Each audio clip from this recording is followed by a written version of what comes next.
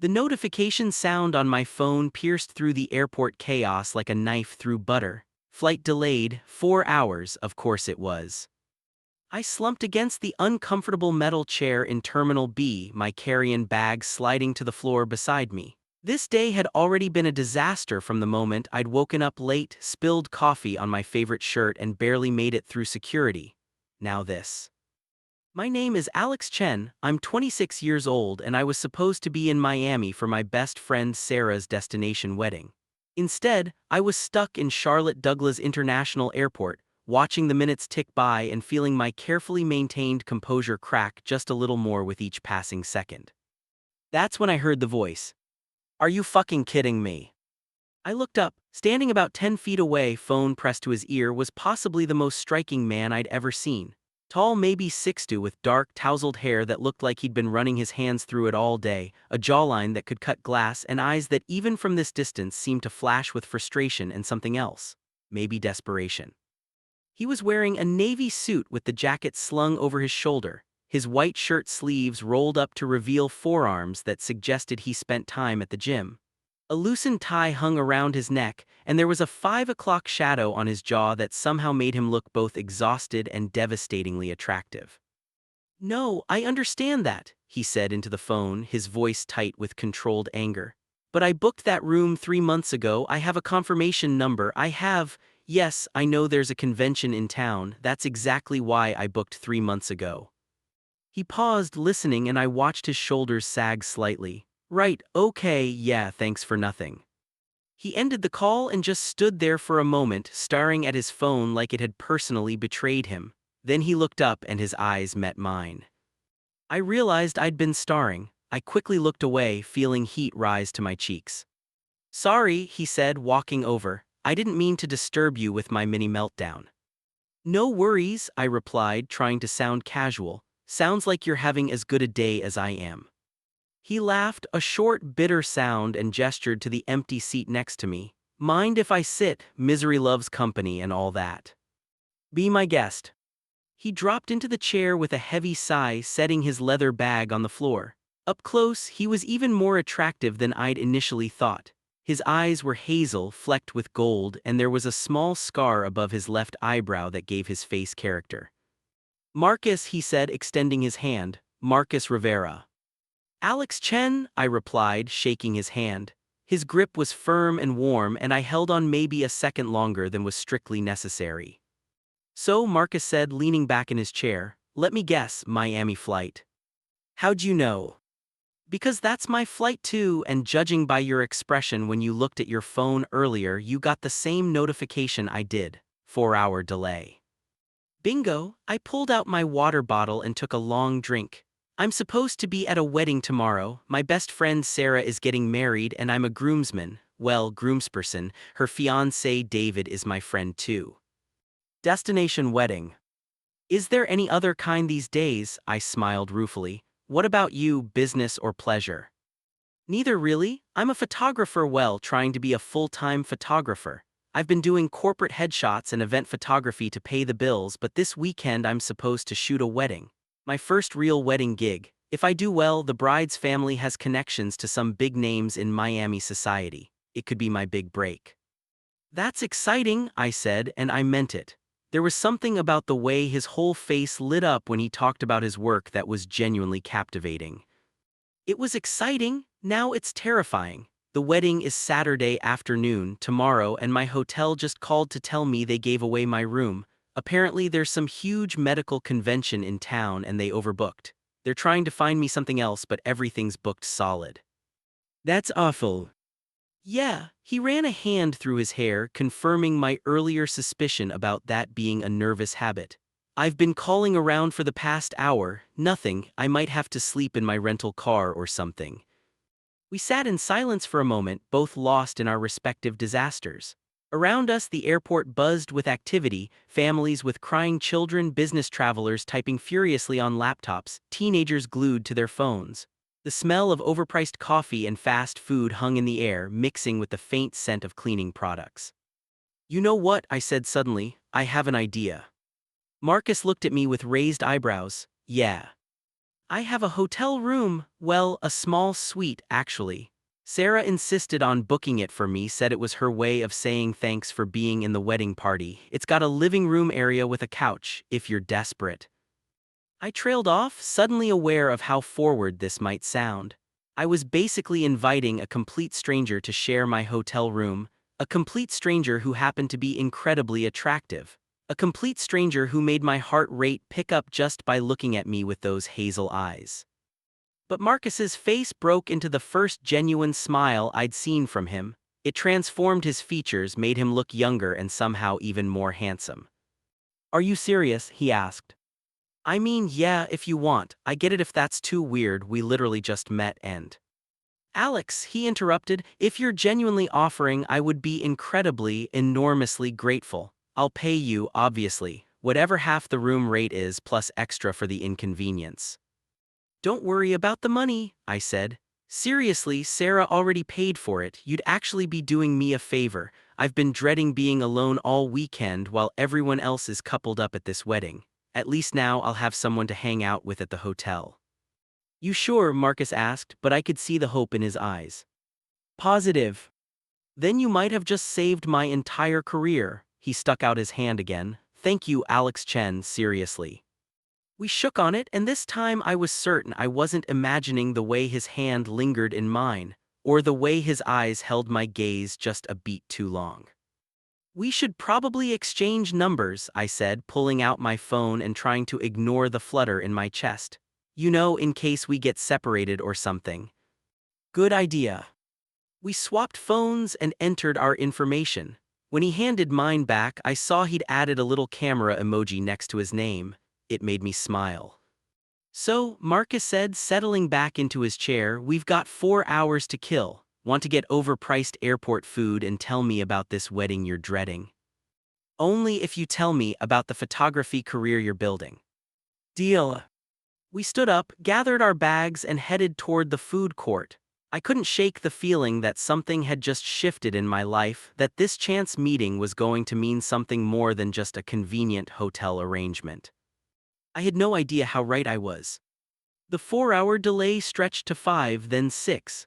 But somehow, sitting in that airport with Marcus, time seemed to both drag and fly by simultaneously. We'd claimed a small table in the corner of a pseudo-Italian restaurant, nursing our third round of drinks. I was on Diet Coke, Marcus had switched to coffee after the first hour, and somewhere along the way, the conversation had shifted from small talk to something deeper. "So you grew up in Seattle?" Marcus asked, stealing one of my fries.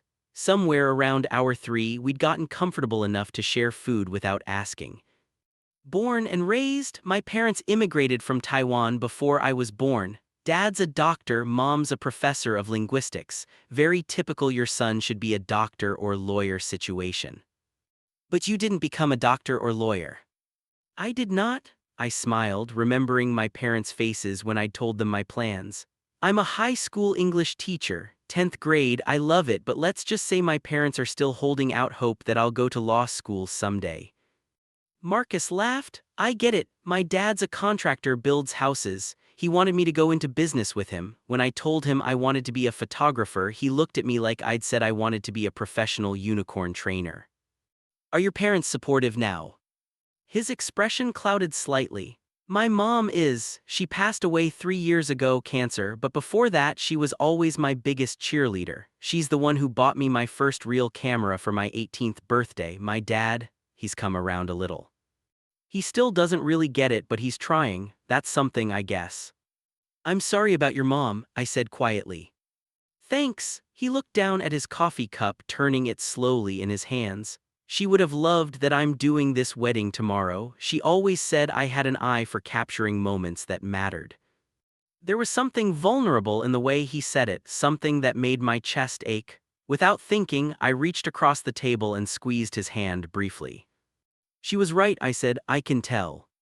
He looked up at me, and for a moment the noise of the airport seemed to fade away. There was something in his eyes, gratitude, yes, but also something else, something that made my breath catch.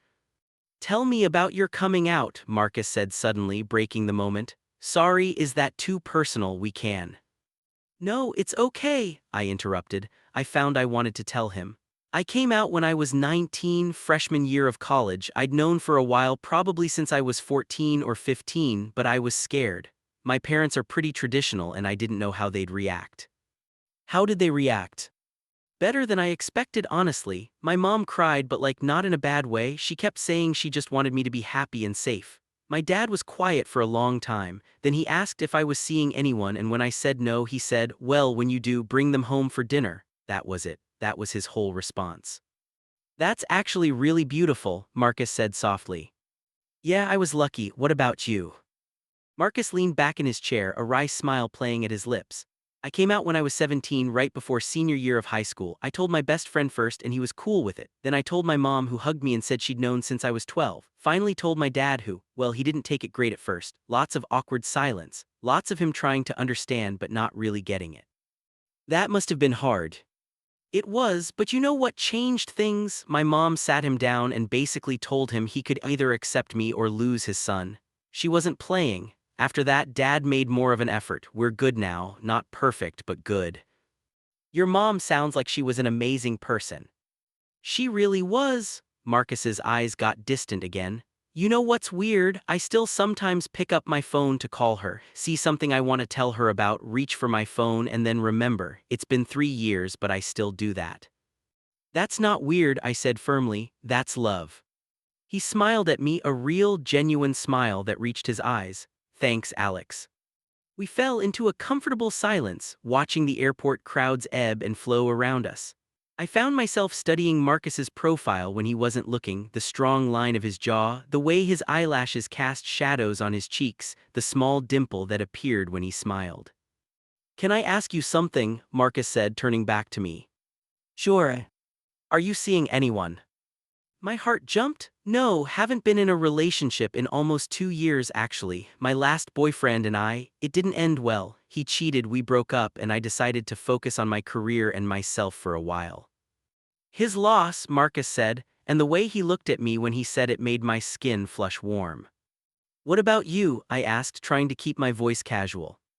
"Single, have been for about a year. My last relationship was complicated. We wanted different things. He wanted to get married, buy a house in the suburbs, the whole picket fence thing.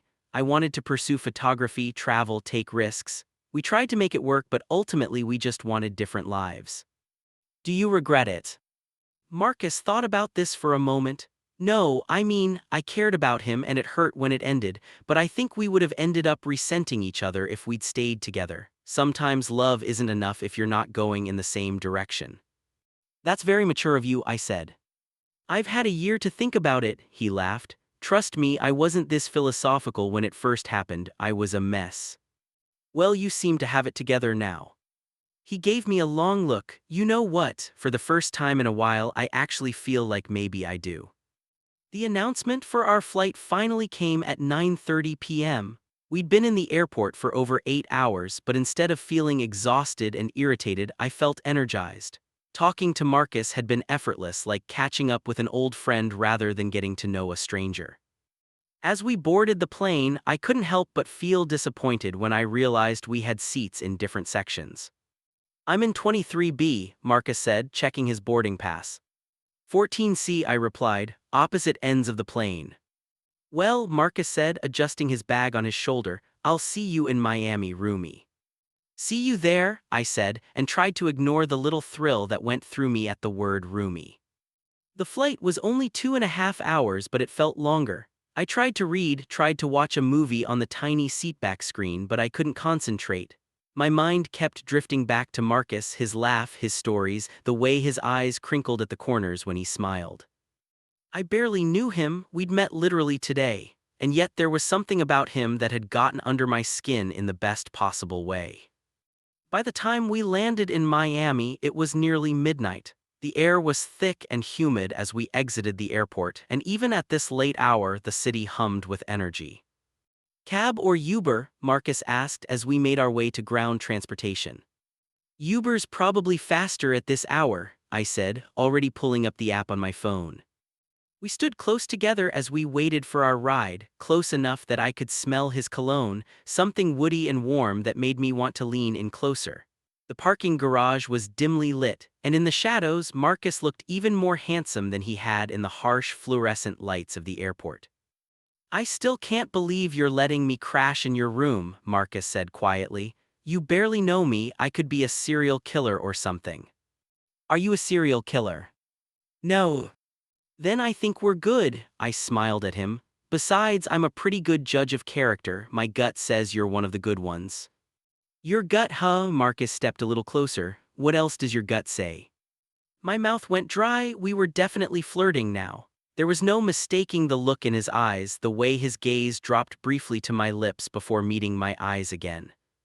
"It says," I started, my voice coming out a little rougher than I intended, "that this is going to be an interesting weekend." "Interesting, I like interesting." Our Uber pulled up then, breaking the moment. We climbed into the backseat and I gave the driver the hotel address. As we drove through the Miami streets, I was acutely aware of Marcus sitting beside me, his thigh pressed against mine in the cramped backseat, his shoulder brushing mine with every turn. "You okay?" he asked softly. "Yeah," I said, "just tired." It was a lie. I was wide awake, every nerve in my body humming with awareness. But I wasn't ready to examine what that meant, wasn't ready to think about the fact that I was taking this incredibly attractive man back to my hotel room, where we'd be spending the next few nights in very close quarters. One thing at a time, I told myself. First we get to the hotel, then we figure out sleeping arrangements, then, well, we'd see. The hotel, the Meridian, was exactly as upscale as I'd expected from something Sarah had booked. The lobby was all gleaming marble and modern art, with a massive chandelier that looked like it cost more than my annual salary. "Wow," Marcus breathed beside me, "this is fancy." "Sarah doesn't do anything halfway," I said, heading to the front desk. Check-in was quick and painless. The desk clerk handed me 2 key cards without batting an eye when I explained my companion would be sharing the room. If he thought anything of 2 men checking in together at midnight, he kept it to himself. The room was on the 14th floor. We rode the elevator in silence, the air between us charged with something electric. Every time I glanced at Marcus, I caught him looking at me, and every time our eyes met, that little spark ignited again. The suite was beautiful, a large bedroom with a king-sized bed, a separate living area with a couch and desk, and a bathroom that was bigger than my bedroom back home. Floor-to-ceiling windows offered a view of the Miami skyline, the city lights twinkling like stars. "Holy shit," Marcus said, dropping his bag and walking to the windows. "Alex, this is incredible." "It's pretty nice, isn't it?" I set my bag down by the door and joined him at the window. We stood side by side looking out at the city. And I felt that pull again, that magnetic attraction that made me want to close the distance between us. "So," Marcus said, turning to face me, "sleeping arrangements, I'm totally fine with the couch, it looks comfortable and you've already done more than enough by letting me stay here." "Don't be ridiculous," I said, "the bed is huge, we can share, unless that makes you uncomfortable." "Does it make you uncomfortable?" he asked, his voice low. "No," I said honestly, "it doesn't." We stood there for a long moment, the air thick with unspoken words. Then Marcus smiled, that devastating smile that made my knees weak. "Okay then, we'll share." "I need a shower," I announced, needing to break the tension before I did something stupid like kiss him. Airport travel always makes me feel grimy. "Go ahead," Marcus said, "I'll find something to watch on TV or something." I grabbed my toiletry bag and headed into the bathroom, closing the door behind me. For a moment I just stood there, staring at my reflection in the mirror above the sink. What was I doing? I'd invited a stranger to share my hotel room, a stranger I was clearly attracted to, and now we were going to share a bed. This was either the best or worst decision I'd ever made. The shower was massive, one of those walk-in rain showers with multiple heads and enough space for 3 people. I stripped off my clothes and stepped under the hot water, letting it wash away the stress and grime of the day. But it couldn't wash away my thoughts of Marcus. As I shampooed my hair, I kept seeing his smile, his eyes, the way his shirt had pulled tight across his shoulders when he'd reached up to stow his bag in the overhead compartment on the plane. I was in trouble, I knew it. I'd known it from the moment our eyes first met in the airport. There was something between us, something undeniable, and sharing close quarters for the next few days was only going to make it more intense. I was so lost in my thoughts that I didn't hear the bathroom door open, didn't hear footsteps approach. It wasn't until I saw a shadow through the frosted glass of the shower that I realized I wasn't alone. "Marcus," I called out, my heart suddenly pounding. "Sorry," his voice came from the other side of the glass. "I needed to brush my teeth, I'll just be a second." "Oh, okay." I continued washing, trying to focus on the practical task at hand and not on the fact that Marcus was just a few feet away, separated only by a sheet of frosted glass. I could see his silhouette as he moved around the bathroom, could hear the sound of running water as he brushed his teeth. Then the sound stopped. I could feel him standing there, could sense his presence even though I couldn't see him clearly. "Alex," his voice was quiet, hesitant. "Yes. Can I ask you something?" "Sure."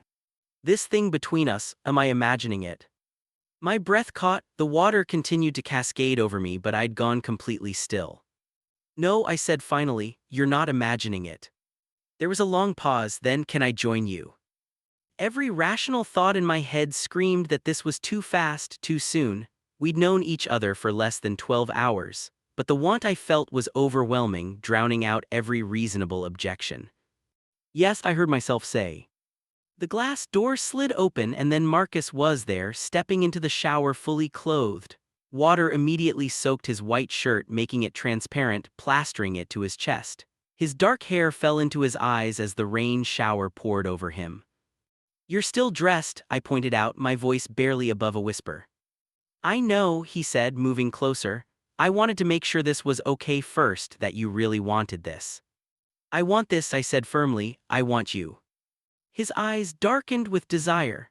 Slowly, deliberately, he pulled his wet shirt over his head and dropped it to the shower floor with a wet slap.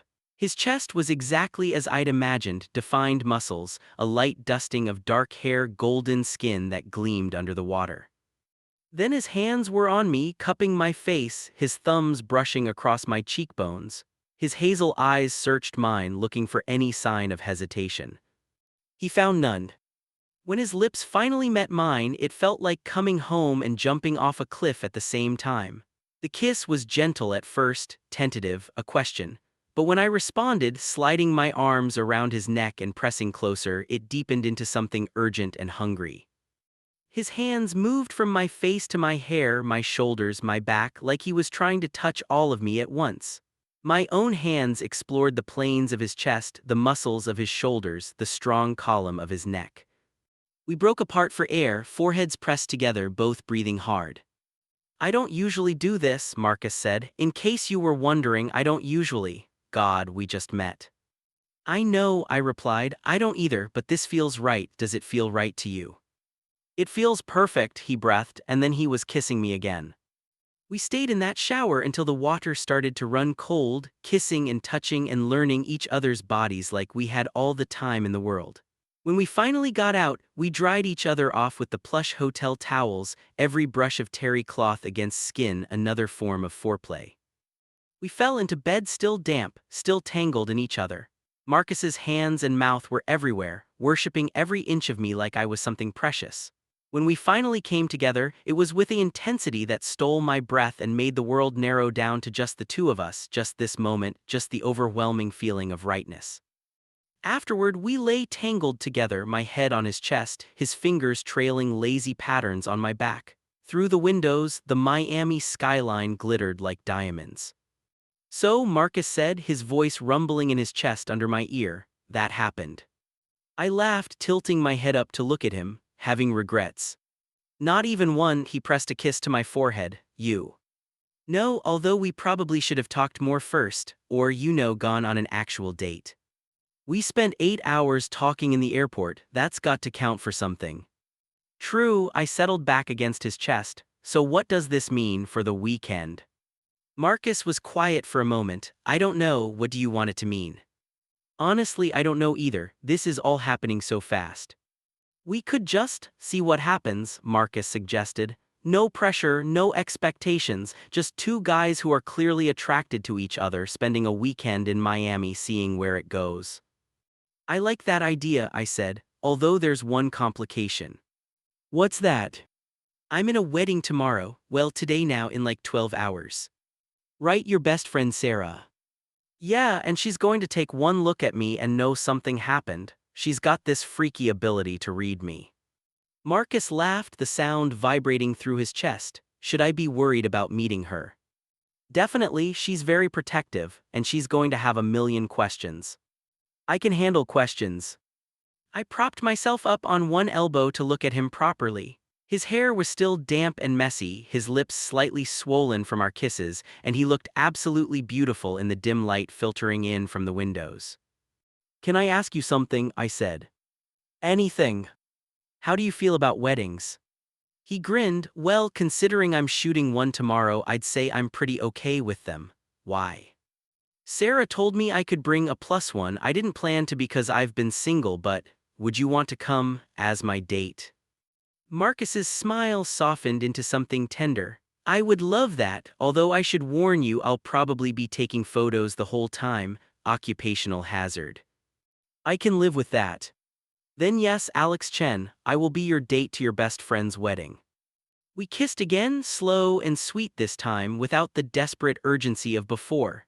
When we finally settled down to sleep, I was wrapped in Marcus's arms, his breath warm against the back of my neck. As I drifted off, I couldn't help but think that this was the strangest, most unexpected, most perfect day I'd had in a very long time.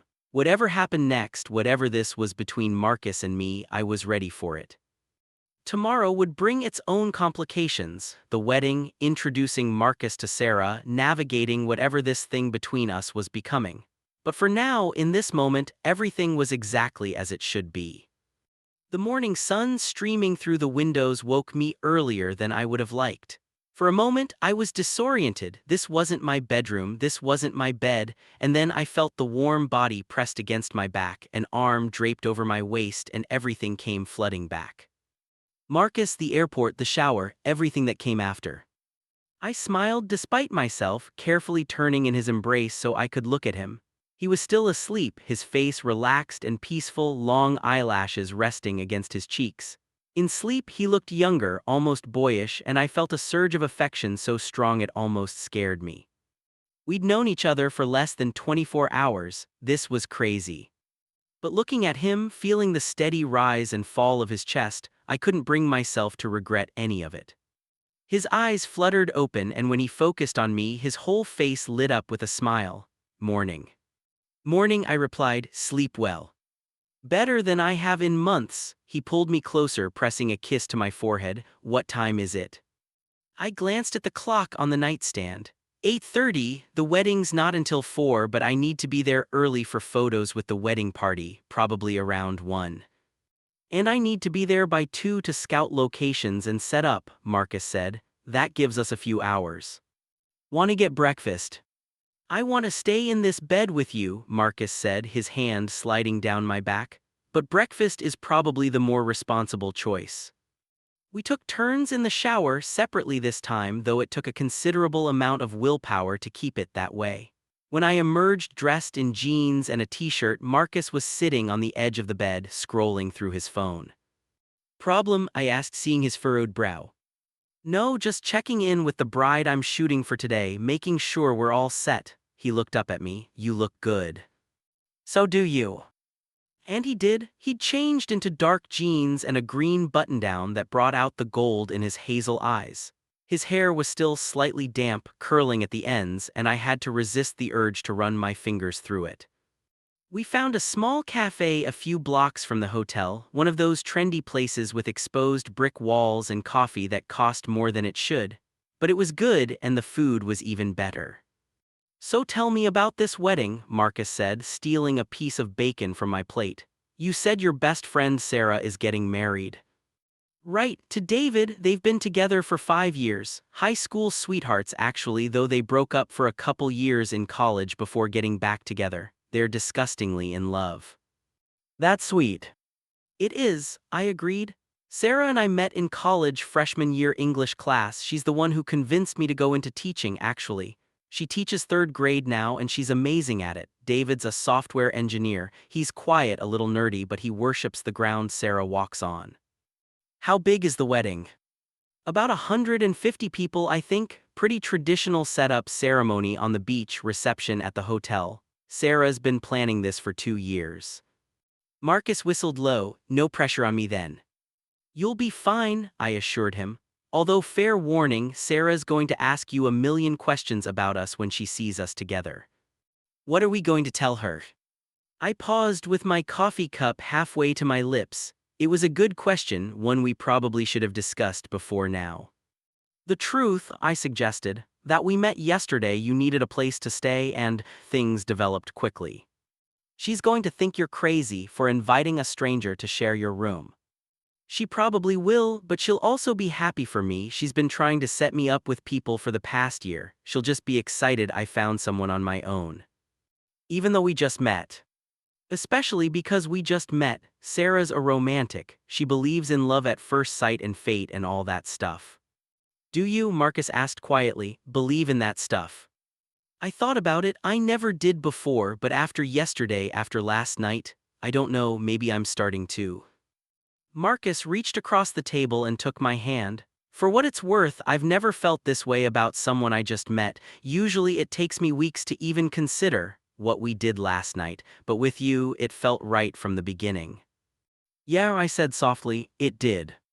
We finished breakfast and wandered back toward the hotel, taking the long way through a small park. The weather was perfect, warm but not too hot, with a breeze off the ocean that carried the scent of salt and sunscreen. So your wedding isn't until 4, Marcus said. What are we doing until 1? Well, I should probably actually prepare my groomsman's speech. I've been procrastinating on it for weeks. You have to give a speech. Along with the best man and maid of honor, yeah, just a short one, but Sarah will kill me if I wing it. Can I help? You want to help me write a speech for a wedding for people you've never met? Marcus shrugged. Why not? I'm a photographer. I'm all about capturing meaningful moments and emotions. Same skill set, different medium. We spent the next 2 hours in the hotel suite, sprawled across the bed with my laptop between us, crafting my speech. Marcus turned out to be surprisingly good at it, helping me refine my stories about Sarah and David, making sure I hit the right balance between funny and heartfelt. Okay, read it one more time, Marcus said, lying on his stomach beside me, chin propped in his hands. I cleared my throat and began. I've known Sarah for 8 years now, and in that time I've seen her happy, sad, stressed, excited, and everything in between. But I've never seen her as purely, radiantly happy as she is when she's with David. David brings out the best in her, her kindness, her humor, her strength. And Sarah brings out the best in David, his confidence, his adventurous side, his terrible dance moves. Marcus laughed at that line. That's good, keep going. Love isn't always easy. It requires patience, compromise, and the willingness to be vulnerable with another person. But when you find the right person, your person, it's worth every challenge. Sarah and David have found that in each other, and I couldn't be happier to stand here today as they begin this new chapter together. To Sarah and David, may your life together be filled with laughter, adventure, and endless love. I looked up from my laptop. Too much. It's perfect, Marcus said softly. Really, Alex, it's beautiful.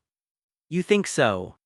I know so. He leaned over and kissed me gently. They're lucky to have you. By 12:30, I was dressed in my groomsman tuxedo, a classic black suit with a blush pink tie that matched the wedding colors.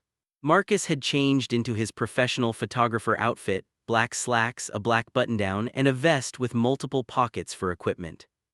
You look very official, I said, adjusting his collar unnecessarily just so I could touch him. And you look incredibly handsome. His hands settled on my hips. I'm going to have a hard time concentrating on my job with you looking like that. Behave yourself. I make no promises. He grinned and kissed me once more before stepping back. Okay, I need to head down and start setting up. The ceremony's on the beach, right? South side of the hotel property, you can't miss it. I'll see you there. I'll be the one standing next to the groom trying not to cry. Marcus laughed. I'll make sure to get some good shots of that. After he left, I stood in front of the mirror for a moment, taking a deep breath. My reflection looked calm, composed, but inside I was a mess of emotions. Not about the wedding, I was genuinely happy for Sarah and David, but about Marcus, about what was happening between us, about what it might mean. My phone buzzed with a text from Sarah. Where are you? We're taking pre-ceremony photos in 10 minutes. I grabbed my phone and wallet and headed down to the beach. The wedding setup was breathtaking. White chairs were arranged in rows on the sand, facing a driftwood arch decorated with blush pink roses and white peonies. The ocean provided the perfect backdrop, waves rolling gently onto the shore under a cloudless blue sky. Sarah spotted me immediately. "Alex!" She hiked up her wedding dress, a stunning A-line gown with delicate lace details, and ran across the sand to throw her arms around me. "You're here, you're finally here." "I wouldn't miss this for the world," I said, hugging her back. "You look absolutely stunning, Sarah." "You think so?" She pulled back, her eyes shining with happy tears. "I'm so nervous. Is that normal to be this nervous?" "Completely normal, but you have nothing to worry about. David's going to lose his mind when he sees you." "Speaking of David, he's around back with the groomsmen. Can you go check on him, make sure he's not having a panic attack or something?" "On it." I found David and the other groomsmen, Sarah's brother Mike and David's cousin Jason, near the hotel entrance. David was packing back and forth, his bow tie slightly askew. "Hey man," I said, approaching him. "You good?" "Alex, yeah, I'm good, I'm great, I'm getting married." He said it like he still couldn't quite believe it. "Yes, you are, and your bow tie is crooked." I stepped forward to adjust it for him. "There, much better." "Is Sarah okay? Does she look happy? Is she having second thoughts?" "David," I put my hands on his shoulders. "She looks beautiful, she's over the moon, and she can't wait to marry you. Take a breath." He did, visibly calming down. "Sorry, I just want everything to be perfect for her." "It will be. Now come on, we need to get in position." As we walked toward the ceremony site, I noticed Marcus was already there, moving around the space with his camera, getting different angles of the setup. He looked completely in his element, professional and focused. But when he saw me, his whole face lit up with a smile that made my heart skip. The wedding coordinator, a brisk woman named Patricia, started arranging us for the processional. I ended up standing with Mike and Jason, waiting for our cue to walk down the aisle. "So Alex," Mike said with a grin, "Sarah told me you're bringing a date to the reception. About time you got back out there." "Thanks, I think." She also said he's hot, her words not mine. I felt my face flush. "When did she have time to tell you that?" "This morning, she texted the whole family. Alex has a hot date, everyone be cool." Jason laughed. "She's very invested in your love life." "That's Sarah for you." The music started, a string quartet playing a beautiful arrangement of "Can't Help Falling in Love." One by one, we walked down the aisle. I kept my eyes forward on David standing at the altar looking both terrified and elated, but I was aware of Marcus moving around the edges of the ceremony space, camera clicking. Then the bride's music began, canon in D, and everyone stood and turned. Sarah appeared at the end of the aisle on her father's arm, and the look on David's face in that moment was everything. Pure love, pure joy, pure wonder. I felt my throat tighten with emotion. As Sarah walked down the aisle, I caught Marcus's eye. He was photographing Sarah, but for just a second he looked at me. And the expression on his face, tender, affectionate, meaningful, made me feel like maybe, just maybe, we were building toward something as special as what Sarah and David had. The ceremony itself was beautiful and emotional. Sarah and David had written their own vows, and there wasn't a dry eye in the house when they finished. When the officiant pronounced them husband and wife, the cheer that went up from the guests could probably be heard back in the hotel. "Ladies and gentlemen," the officiant announced, "I present to you, for the first time, Mr. and Mrs. David and Sarah Morrison." The recessional was joyous chaos. As soon as we were clear of the ceremony space, Sarah grabbed my arm. "Photos, we need to do wedding party photos before we lose the good light." The next hour was a blur of posed shots, the whole wedding party, just the groomsmen, just the bridesmaids, the bride and groom with their families. Marcus moved through it all like a dancer, somehow always in the right place at the right time to capture the perfect moment. I watched him work, fascinated by how he interacted with people, how he made even the stiffest, most camera-shy guests relax and smile naturally. He had a gift for this, I realized, a real talent. "Okay," Sarah said finally, "I need 10 minutes alone with my husband before the reception. Alex, can you make sure everyone gets to the ballroom?" "On it." As the wedding party started making their way back toward the hotel, Marcus fell into step beside me. "Hey," he said softly. "Hey yourself, you're really good at this, you know, I've been watching you work." "Have you?" he smiled. "I've been watching you too," you cried during the vows. I did not. "Okay, maybe a little. They're my friends, I'm allowed to be emotional." "It was cute." He glanced around to make sure no one was paying attention to us, then quickly squeezed my hand. "You look amazing in that tux, by the way, have I mentioned that?" "Once or twice." "Well, it bears repeating, I keep getting distracted." "Aren't you supposed to be professional?" "I'm on a break between the ceremony and reception. That gives me at least 5 minutes to tell my date how gorgeous he looks." My heart did a little flip at the word date. Save some of that charm for the reception. I have to give my speech and I'm going to need moral support. "You'll be great, the speech is perfect, and you're a natural public speaker." "How do you know I'm a natural public speaker?" "You're a teacher, it comes with the territory." The reception was being held in the hotel's grand ballroom, which had been transformed into something out of a fairy tale.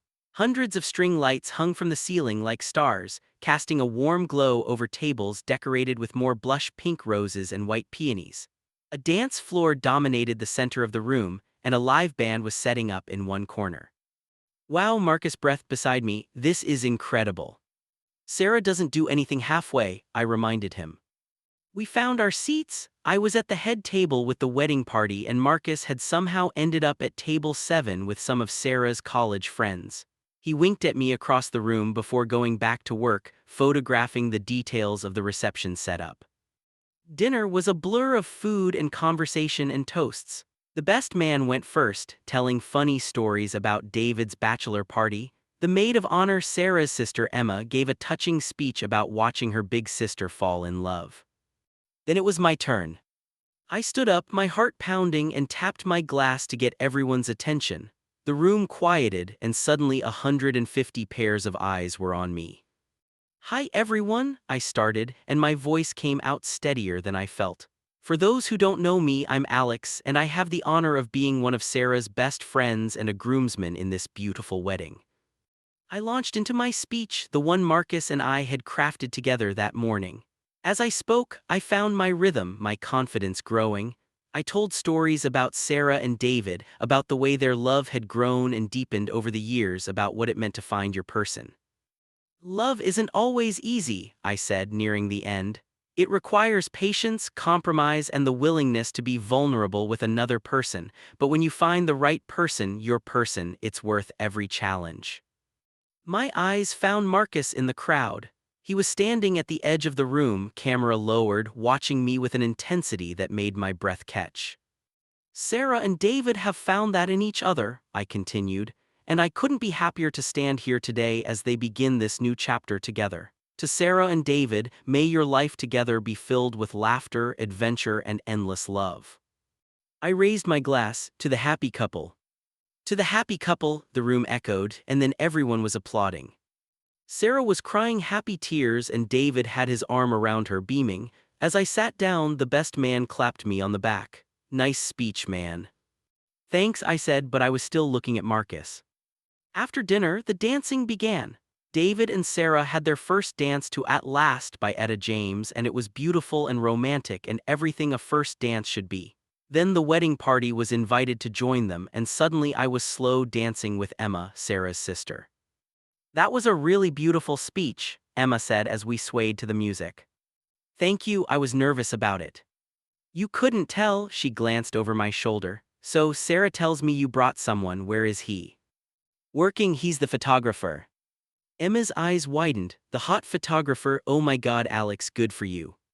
"How does everyone know about this?" "Sarah's been texting people about my love life." "She's excited for you, we all are, you deserve to be happy." "It's complicated, we just met."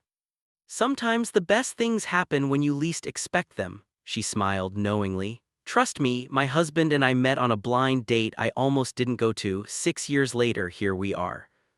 When the wedding party dance ended, I made my way off the dance floor intending to get some water, but Marcus intercepted me. "Dance with me," he said. "You're working." "I'm on a break, dance with me," he held out his hand. I took it, letting him lead me back onto the dance floor. The band had transitioned into The Way You Look Tonight, and as Marcus pulled me close, one hand on my waist and the other clasping mine, I felt like we were in our own private bubble. Your speech was incredible, Marcus murmured near my ear. You think so?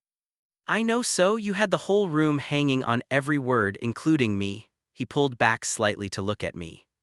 When you were talking about finding your person, about love being worth the challenge, I felt that, really felt it. Marcus, I know we just met. I know this is crazy and fast and probably reckless. But Alex, I feel something for you, something I've never felt this quickly before. My heart was racing. I feel it too. Yes. Yeah, I tightened my arms around him. It's terrifying, but yeah. We swayed together, lost in the music and each other, and I let myself stop overthinking it. Let myself just feel the warmth of his body against mine, the way we fit together perfectly, the rightness of this moment.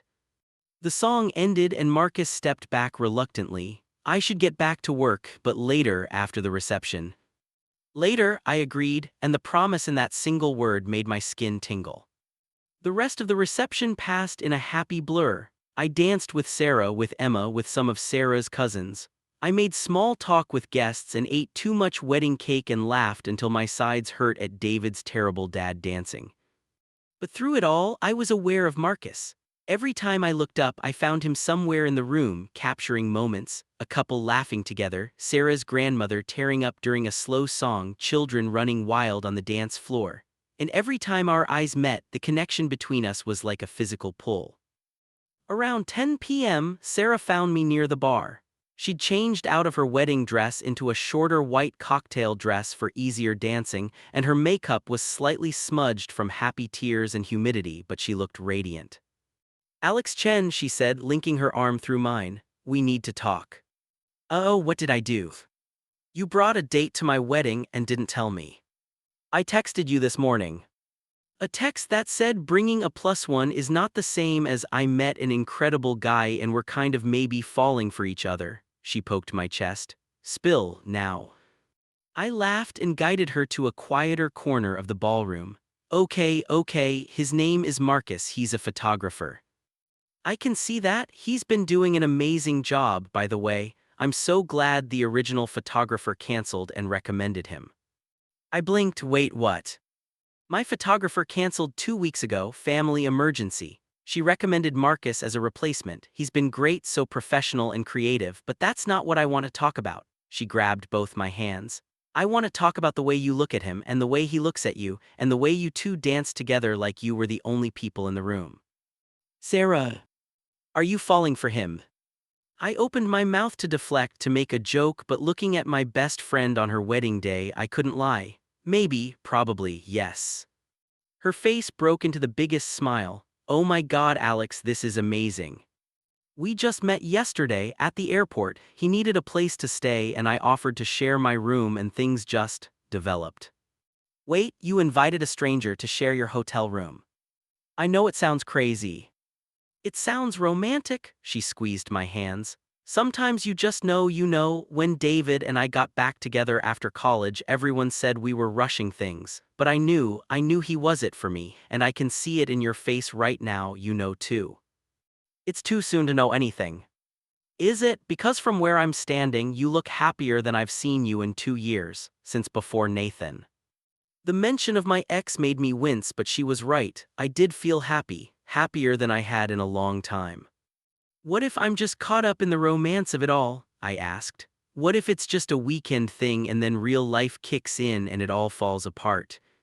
What if it doesn't? Sarah countered. What if this is the beginning of something incredible? You won't know unless you give it a chance, Alex. Don't let fear hold you back from something potentially amazing.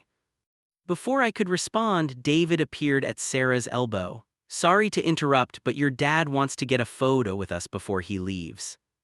Of course, Sarah hugged me tightly. We'll talk more later, but Alex, give Marcus a chance, give yourself a chance to be happy. As they walked away, I stood there thinking about her words. Was I letting fear hold me back? Was I so worried about getting hurt again that I wasn't allowing myself to fully embrace what was happening with Marcus? You look deep in thought. I turned to find Marcus beside me, camera hanging around his neck. Hey, how's the photography going? Great, I got some really beautiful shots. This wedding is going to be an incredible portfolio piece. He studied my face. Everything okay? Yeah, Sarah cornered me. She wanted to know about us. What did you tell her? The truth, that we just met, but that there's something here, something real.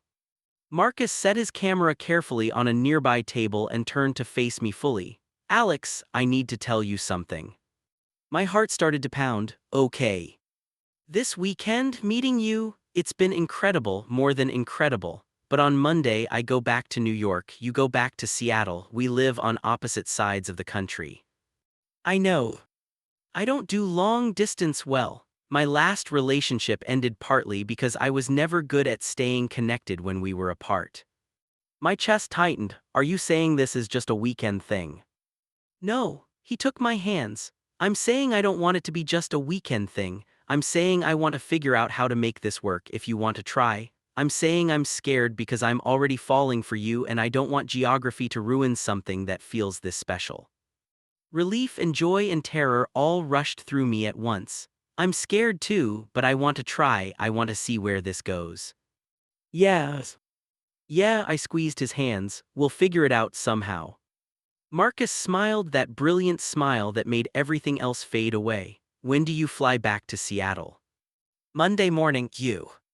Monday afternoon, he pulled me closer. So we have tomorrow, let's not waste it worrying about Monday, let's just be together and see what happens. I like that plan. The band started playing Signed, Sealed, Delivered, I'm Yours, and the dance floor filled with guests. Marcus pulled me back into the crowd and we danced together again, this time with no pretense, no holding back. His arms were around me and mine were around him and we moved together like we'd been doing this for years instead of hours. I could get used to this, Marcus murmured against my ear. Dancing. Being with you. The reception wound down around midnight. Sarah and David left in a shower of rose petals heading to their honeymoon suite. Most of the guests began filtering out, heading to their own rooms or after parties. Marcus needed to pack up his equipment, so I helped him, carefully loading his cameras and lenses into their protective cases. Thank you for today, he said as we rode the elevator up to our floor. For introducing me to your friends, for letting me be your date, it meant a lot. Thank you for making my speech less terrible. It was never terrible, it was always perfect. Back in our room, we kicked off our shoes and collapsed onto the couch, exhausted but happy. Marcus pulled me against his side and I rested my head on his shoulder. So I said, tomorrow, what do you want to do? Honestly, I just want to spend time with you, no pressure, no schedule, just us. I like the sound of that. We sat in comfortable silence for a while, watching the city lights through the window. Then Marcus tilted my chin up and kissed me, soft and sweet and full of promise. Take me to bed, Alex Chen, he whispered against my lips. And I did. We made love again that night, slower this time, more tender. Every touch felt like a promise, every kiss like a conversation. Afterward, we lay tangled together, talking until we couldn't keep our eyes open anymore. The last thing I remembered before falling asleep was Marcus whispering, I'm so glad I met you, Alex Chen. And I fell asleep with a smile on my face. Sunday morning dawned bright and beautiful. I woke slowly, awareness creeping in by degrees, the sound of waves through the open balcony door, the warmth of sunlight on my face, and the solid presence of Marcus beside me, his arm draped possessively across my waist. I turned carefully, not wanting to wake him, and just watched him sleep for a moment. His dark hair was mussed, falling across his forehead. His face was peaceful, relaxed, and in the morning light streaming through the windows, he looked almost ethereal. How had this happened? How had I gone from being alone and resigned to my single status to lying here with this incredible man, feeling things I hadn't felt in years, maybe ever? Marcus's eyes fluttered open, and when he focused on me, his whole face softened into a smile. You're watching me sleep, that's kind of creepy, you know. Can't help it, you're pretty when you sleep. Pretty, he pulled me closer, his voice still rough with sleep. I'm ruggedly handsome, thank you very much. My mistake, ruggedly handsome. He kissed me, morning breath and all, and I melted into him. We stayed like that for a while, just kissing and touching lazily in no rush to start the day. "What time is it?" Marcus finally asked. I glanced at the clock, almost 9. "We should probably get up, make the most of the day." Or, I suggested, running my hand down his chest, "we could stay in bed a little longer." Marcus groaned, "You're a terrible influence, I love it." We did eventually make it out of bed, though it took another hour. We showered together, actually showered this time, though there was plenty of kissing involved, and got dressed in casual clothes. "I'm starving," Marcus announced as he pulled on a t-shirt. "Let's go find the best breakfast in Miami." We ended up at a small Cuban cafe a few blocks from the hotel, the kind of place that clearly catered to locals rather than tourists. The menu was entirely in Spanish, but the smells coming from the kitchen were incredible. "Do you speak Spanish?" I asked Marcus as we studied the menu. "Un poquito, my grandmother was from Puerto Rico, she tried to teach me but I was a stubborn kid." He smiled at the memory. "I wish I'd paid more attention, she passed away when I was 16. Seems like you've lost a lot of important women in your life." "Yeah," his expression turned melancholic. "My grandmother and my mom were the two people who always believed in me, you know, they never questioned my dreams or told me to be more practical. Losing them both, it was hard." I reached across the table and took his hand. "They'd be proud of you, the work you did yesterday, Marcus, it was incredible, you have a real gift." "You think so?" "I know so, the way you captured moments, the way you made people feel comfortable, the composition of your shots. You're not just a photographer, you're an artist." He ducked his head, but I could see the pleased flush on his cheeks. "That means a lot coming from you." "Why from me specifically?" "Because you're a teacher, you spend your life recognizing potential in people, drawing it out. If you see something in my work, I trust that judgment." Our food arrived, tostadas with butter, café con leche, and enormous plates of huevos rancheros that smelled like heaven. We ate and talked, the conversation flowing as easily as it had in the airport 2 days ago. "Tell me about your students," Marcus said. "What's it like teaching 10th grade?" "Chaotic, exhausting, incredibly rewarding."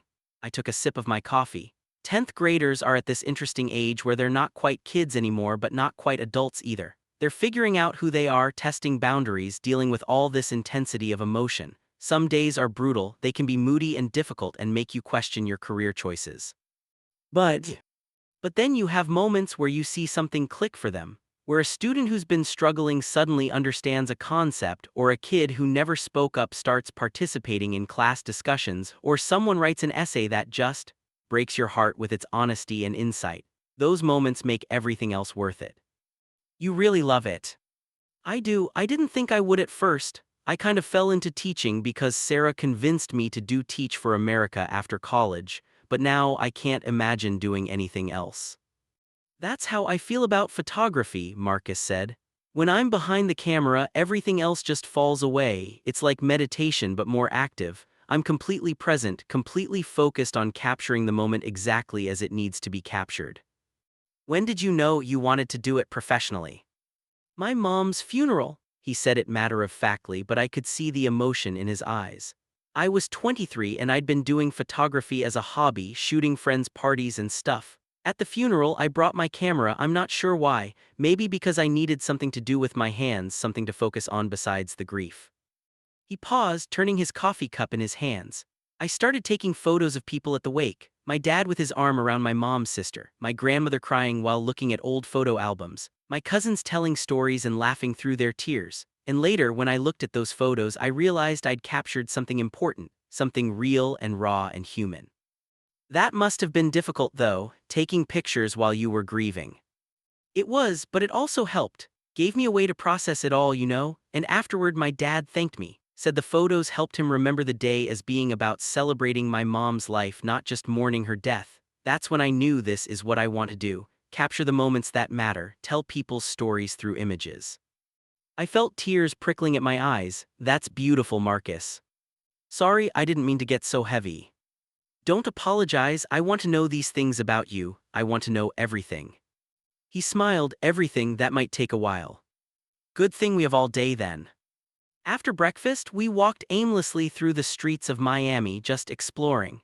It was one of those perfect days where the weather was ideal and the company was even better. We wandered through art galleries, stopped in quirky shops, bought ice cream from a street vendor even though we'd just eaten.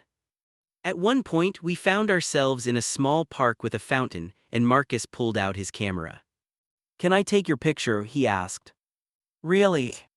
Really, the light is perfect right now and you look," he trailed off, his eyes roaming over me. "Just trust me." I let him position me by the fountain, feeling self-conscious at first. But as he worked, talking to me, making me laugh, I relaxed into it. He moved around me, changing angles, adjusting settings on his camera, completely absorbed in his work. "Perfect," he murmured, clicking away. "Just like that. God, Alex, you're stunning." "Stop." "I'm serious, you photograph beautifully, very photogenic bone structure."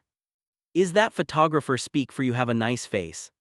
He lowered the camera and grinned at me. "It's photographer speak for. I could take pictures of you all day and never get tired of looking at you." My heart did that fluttery thing again. "Show me."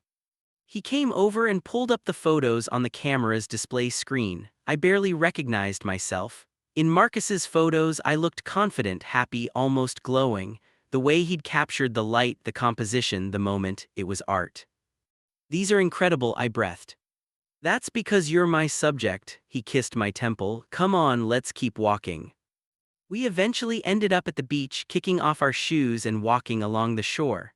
The water was cool against our feet and the sand was soft and warm.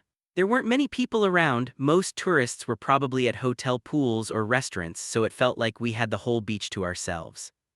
"Can I ask you something?" Marcus said as we walked. "Anything." "What are you afraid of?" The question caught me off guard. "What do you mean?" "I mean, what scares you, not like spiders or heights, the deep stuff, what keeps you up at night." I thought about it for a moment. Wasting my life, not living up to my potential, being too afraid to take risks and then looking back with regrets. I glanced at him. "Why do you ask?" "Because I'm trying to understand you, really understand you. And I think sometimes you can learn the most about a person by knowing what they're afraid of." "Okay, fair. What are you afraid of?" "Ending up like my dad," Marcus said immediately. "Working a job I hate, living a life that feels safe but empty, never taking chances because I'm too scared of failing. My dad's not a bad person, he's actually a good man, but I don't think he's ever done anything just because he wanted to, you know, everything's about practicality and security. I don't want that." "Is that why you became a photographer?" "Partly. It's also why I'm single. Why I've been single for a year. I was so focused on building my career, on taking risks and chasing this dream, that I didn't make room for anything else. And then I met you." He stopped walking and turned to face me. The ocean stretched out behind him, endless and blue. "Alex, I know we just met. I know it's crazy to feel this much this fast, but I can't pretend I don't. You're funny and kind and passionate about what you do, you're thoughtful and genuine, and when I'm with you, I feel like myself in a way I haven't in a long time." "Marcus, I'm not saying I'm in love with you, it's too soon for that, but I think I could be. I think I could fall completely in love with you, and that terrifies me because tomorrow we go back to our separate lives on opposite sides of the country." My throat was tight. "I'm scared too, scared that I'm already in too deep, scared that this is going to hurt when it ends, scared that maybe it doesn't have to end, but I don't know how to make it work. What if we just agree to try, no pressure, no expectations, we just see what happens, stay in touch, visit when we can, be honest with each other. Long distance is hard." "I know, but you're worth it." He cupped my face in his hands. "You're worth trying for." I kissed him then, pouring everything I felt into it, the fear, the hope, the growing attachment that I couldn't deny anymore. When we broke apart, we were both breathing hard. "Okay," I said, "let's try." His smile was brighter than the sun. "Yeah. Yeah." We spent the rest of the afternoon on the beach just being together. We talked about everything, our childhoods, our dreams, our favorite books and movies and songs. Marcus told me about his travels, the places he'd been, the places he wanted to go. I told him about my students, the ones who'd impacted me, the lessons I'd learned from teaching. As the sun started to set, painting the sky in shades of orange and pink and purple, we sat side by side in the sand, watching the waves. "This has been the best weekend of my life," Marcus said quietly. "Mine too. I don't want it to end." It doesn't have to, not really. Tomorrow might be goodbye for now, but it's not goodbye forever. He turned to look at me, his hazel eyes serious. Promise me something. What? Promise me that when we get back to our real lives, when things get hard or complicated or we start questioning this, you'll talk to me. You won't just shut down or pull away. We'll figure it out together. I promise, but only if you promise the same thing. Deal. We shook on it, and then Marcus pulled me close, wrapping his arms around me from behind. We sat like that as the sun sank below the horizon, watching the day end and trying not to think about how our time together was running out. Eventually, hunger drove us back toward civilization. We found a small seafood restaurant near the beach, the kind of place with plastic tablecloths and paper menus but incredible food. We ordered too much ceviche and grilled shrimp and fish tacos and key lime pie and ate until we were stuffed. I'm never eating again, I groaned, leaning back in my chair. You say that now, but I saw the way you looked at that dessert menu. There's a dessert menu. Marcus laughed. You're adorable when you're food-focused. I'm a growing boy. You're 26. Emotionally, I'm still growing. We lingered over coffee, neither of us wanting the evening to end. The restaurant was nearly empty by the time we finally paid and left, walking slowly back toward the hotel.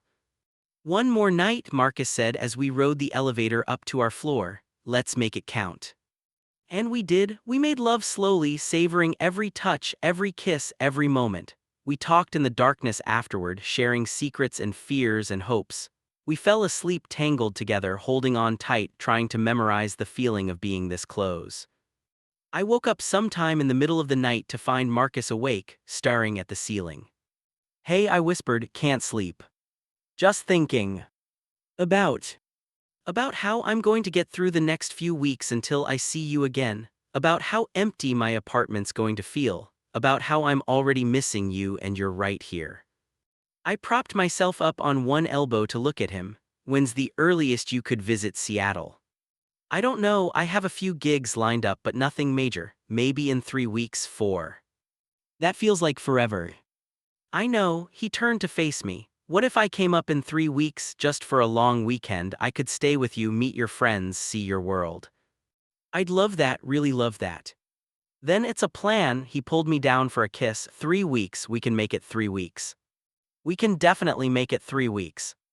We made love again, slower and sweeter than before, like we were trying to pour all our feelings into physical form. And when we finally drifted back to sleep, it was with the comfort of knowing that this wasn't really ending, it was just beginning. Monday morning came too soon. My alarm went off at 6 a.m., and for a moment I considered throwing my phone across the room and staying in bed with Marcus for the rest of eternity. But real life was calling, and we both had flights to catch. Marcus stirred beside me, his arm tightening around my waist. Do we have to? He mumbled into my shoulder. Unfortunately, yes. What if we just didn't? What if we stayed here and lived in this hotel room forever? As romantic as that sounds, I think they'd eventually kick us out. Plus, I have students who need me. And I have a bride who's waiting for her wedding photos. He sighed and sat up, running a hand through his messy hair. This is the worst.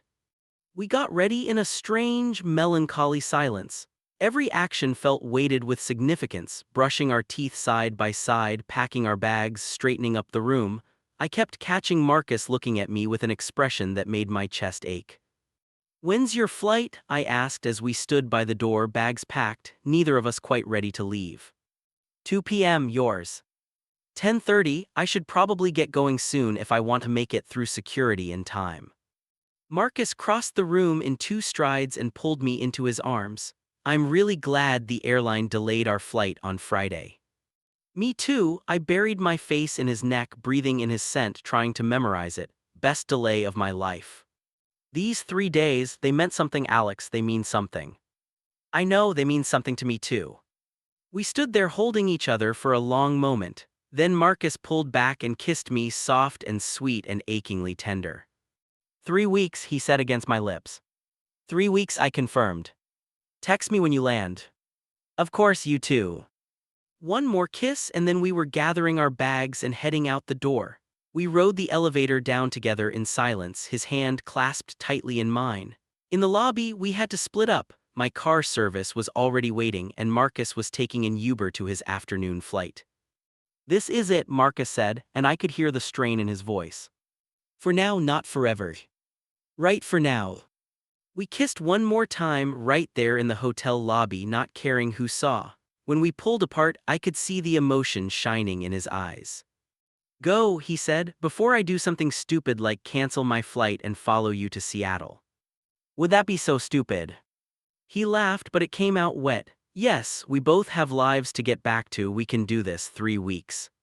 3 weeks. I forced myself to turn away to walk toward the waiting car, but at the last second I looked back. Marcus was standing exactly where I'd left him, watching me with such an intense expression that it took my breath away. I mouthed, "I'll call you," and he nodded.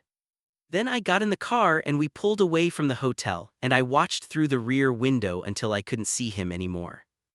The drive to the airport was a blur. I checked in mechanically, went through security on autopilot, found my gate in a daze. My phone buzzed with a text from Marcus. "Already miss you, is that pathetic?" I smiled despite the ache in my chest and typed back, "Only if it's pathetic that I miss you too." His response came immediately, "Then we're both pathetic, I can live with that." We texted back and forth until I had to board little messages that said nothing important but everything that mattered. By the time I settled into my seat on the plane, I felt a little better. This wasn't ending. We were going to make it work. My phone buzzed one more time just before I had to put it in airplane mode. It was a photo from Marcus, a selfie of him looking ridiculous and sad with the caption, "Me for the next 3 weeks." I laughed out loud, causing the woman next to me to give me a strange look. I quickly typed back, "Same, talk soon," and hit send just as the flight attendant announced we needed to turn off our devices. The flight back to Seattle felt longer than the flight to Miami, even though it was actually shorter. I tried to read, tried to sleep, but my mind kept drifting back to Marcus, to the way he smiled, the sound of his laugh, the feel of his hands on my skin. I'd known him for 3 days, 72 hours. How was it possible to feel this much for someone in such a short time? But I did. I felt it deeply, intensely, undeniably. My phone exploded with notifications when we landed, texts from Sarah asking about the flight, from my mom reminding me about dinner on Wednesday, from my department head asking about lesson plans for the week. But the one I focused on was from Marcus. "Landed in NY, apartment feels wrong without you in it. Too quiet, too empty, too boring." I smiled and texted back, "Not home yet but already dreading my empty apartment too. We're quite a pair." "The best pair," he responded immediately. Over the next few days, we fell into a rhythm. Good morning texts, photos throughout the day, Marcus sending me shots from his latest photo shoots, me sending him pictures of funny things my students did or wrote. Video calls at night before bed, sometimes for hours, sometimes just a few minutes to say goodnight. It wasn't the same as being together, but it was something. It was enough to keep the connection alive, to remind us both that what we'd found in Miami was real. But as the days turned into a week, then a week and a half, I started to feel the strain. The time difference didn't help. When I was getting home from work at 4 p.m., Marcus was just finishing up afternoon shoots at 7 p.m. his time. By the time we could actually talk, I was exhausted from teaching all day, and he was wired from working all evening. "I miss you" became our most common refrain. 10 days after Miami, I was having a particularly rough day. One of my students, a kid named Jake who I'd been working with all year on his reading comprehension, had failed a major test despite all our tutoring sessions. My department head had criticized my teaching methods in a faculty meeting. And to top it off, my ex Nathan had texted me out of the blue asking if we could talk. I ignored Nathan's text and called Marcus during my lunch break. "Hey," he answered on the second ring, "this is a nice surprise, usually you're in class right now." "Lunch break, I just needed to hear your voice." "Rough day." The roughest. I filled him in on everything, feeling better just having someone to vent to. "I'm sorry, babe," Marcus said when I finished. "That all sounds really frustrating, but for what it's worth, I think you're an incredible teacher. That kid Jake, he's lucky to have you in his corner even if this one test didn't go well." "Thanks, I needed to hear that." And as for your ex, block his number. He had his chance and he blew it. You're with me now. The possessive way he said it made me smile. Am I with you? Aren't you? I mean, we haven't actually defined what this is, what we are. There was a pause on the other end. Do you want to define it? Do you? Alex, I haven't looked at another guy since the moment I met you. I have no interest in looking at other guys. As far as I'm concerned, we're together, officially, if that's what you want too. My heart was suddenly racing. I want that, I really want that. Then it's settled, you're my boyfriend, I'm yours, and we're doing this long-distance thing. Boyfriends, I repeated, testing the word. It felt right. I like the sound of that. Me too, I could hear the smile in his voice. Now, when I visit in 3 weeks, I can introduce myself as your boyfriend. About that, I was thinking, 3 weeks is feeling really long. What if you came up in 2 weeks instead, next weekend? Really? Really, I know it's sooner than we planned, but I miss you, like, a lot, and I don't think I can wait another 3 weeks. I'll check my schedule, Marcus said immediately, but yeah, let's do it, let's make it next weekend. We talked for the rest of my lunch break, making plans for his visit. By the time I had to go back to class, I felt infinitely better than I had before the call. That night, Marcus sent me a screenshot of his flight confirmation. Arriving Seattle Friday at 6 p.m., leaving Monday morning, hope you're ready for me. Been ready since the moment you left, I typed back. The next 2 weeks crawled by. Every day felt like an eternity, but Marcus and I talked every day, sometimes multiple times a day. We started watching movies together over video chat, counting down simultaneously and hitting play at the same time. We had virtual dinner dates where we'd eat together while on video call. We even fell asleep on video chat a few times, just wanting to feel like we were together even when we were thousands of miles apart. My students noticed the change in me. I was happier, lighter, constantly checking my phone and smiling at the screen. Mr. Chen's got a boyfriend, one of my students, a girl named Emma, announced during class one day. I felt my face flush. That's not appropriate classroom discussion, Emma. But you do, don't you? You keep smiling at your phone. My mom does the same thing when my stepdad texts her. The whole class was watching me now, waiting for an answer. Fine, I said, unable to keep the smile off my face. Yes, I'm seeing someone. Can we get back to the Great Gatsby now? The class erupted in whispers and giggles, but I didn't care. I was too happy to care. Sarah called that evening. I heard through the grapevine that you and Marcus are official. Who told you? You did, you changed your relationship status on Facebook. I had done that, hadn't I? In a moment of giddy happiness, I'd updated my status to in a relationship for the first time in 2 years. So it's serious then? Sarah asked. I think so, I mean, yes, it is. He's coming to visit this weekend. That's great, Alex, I'm so happy for you, you deserve this. It's scary though, what if the magic doesn't translate outside of Miami? What if we don't work in real life? Then you deal with that when it happens, but from what I saw at my wedding, you two are perfect together, trust that. Friday finally arrived. I left school as early as I could, rushing home to clean my apartment and change clothes. I must have checked my reflection in the mirror 20 times, changing shirts, changing back, rearranging my hair. At 5:30, I drove to the airport, my hands sweaty on the steering wheel.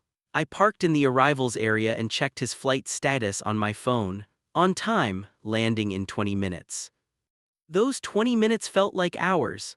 I paced outside the arrivals gate, checking my phone obsessively, my heart pounding with nervous excitement. And then finally I saw him. Marcus emerged from the security area in jeans and a leather jacket, his camera bag slung over his shoulder, his dark hair slightly mussed from the flight. He scanned the crowd, and when his eyes landed on me, his whole face lit up. We met in the middle and he dropped his bag and pulled me into his arms, lifting me slightly off the ground. I wrapped my arms around his neck and buried my face in his shoulder, breathing in his familiar scent. Hi, he murmured into my hair. Hi yourself. We pulled back just enough to kiss, and it was like coming home, like finding something I didn't know I'd been missing until it was back. God, I missed you, Marcus said against my lips. Missed you too, so much. We stood there for a long moment, just holding each other, oblivious to the crowds flowing around us. When we finally broke apart, Marcus was grinning. So he said, show me Seattle. Show you Seattle, I agreed, taking his hand. As we walked toward the parking garage, I felt lighter than I had in weeks. He was here, he was really here, and for the next 3 days we'd be together. Whatever challenges lay ahead, whatever obstacles we'd have to overcome, we'd figure it out, because what we had was worth fighting for. And as we drove through the streets of Seattle, Marcus's hand in mine, I knew with absolute certainty that this was just the beginning of our story.